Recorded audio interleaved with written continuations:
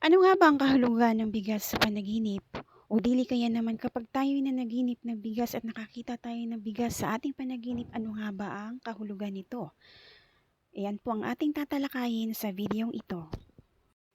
Ito pong muli ang inyong lingkod, Honeyfar. Kung bago ka pa lang sa aking YouTube channel, please like, share, and subscribe. Hit the notification bell para lagi po kayong updated sa mga bago kong videos na ipopost.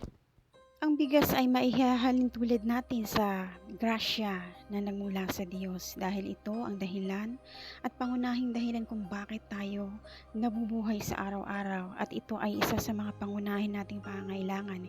Kaya naman kapag nanaginip tayo ng bigas, ito ay nagsisimbolo ng grasya na paparating sa ating buhay. Unang-una, kapag tayo ay nanaginip na nagsasaing ng bigas, ito ay nangangahulugan na tayo ay nagre-ready na sa takdang plano na nais nating gawin sa buhay dahil ang planong ito ay magkakaroon na ng katuparan.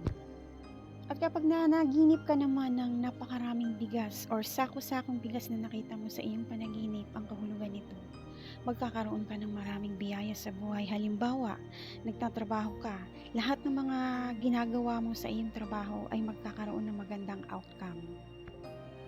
At kapag nakakita ka naman ng mga iilang butil lamang ng bigas sa iyong panaginip, ang ibig sabihin nito ay pagkakaroon ng isang malinis na puso.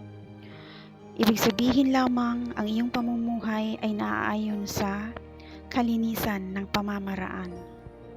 At ito rin ay nangangahulugan na malapit mo nang makamtan ang iyong mithiin or ang matagal mo nang ninanais na pangarap.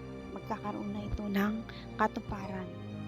At kapag nanaginip ka naman ng natatapon na bigas, ang ibig sabihin lamang nito, sa dami ng mga pinagkakagustusan mo na akala mo ay tapos na ang iyong mga bayaran, pero hindi pa dahil ito ay nangangahulugan na magkakaroon ka pa ng marami pang pagkakagastusan.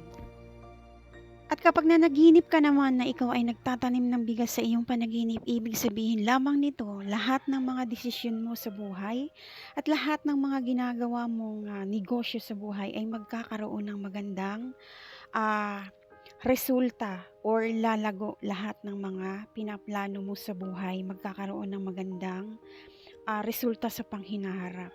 Dahil ang ibig sabihin ng nagtatanim ka ng palay, ikaw ay aani ng mas marami pang biyaya at dodoble pa ang biyayang natatanggap mo sa panghinaharap. So yun lamang po ang kahulugan ng bigas sa panaginip. Muli, paalala mula sa inyong lingkod na ang lahat ng ito ay interpretasyon lamang upang maging gabay natin sa maaaring mangyari sa panghinaharap nating buhay. Subalit, ang pinakamahalaga pa rin po ay ang panalangin natin sa Diyos at ang Diyos pa rin po ang nakakaalam ng ating kinabukasan.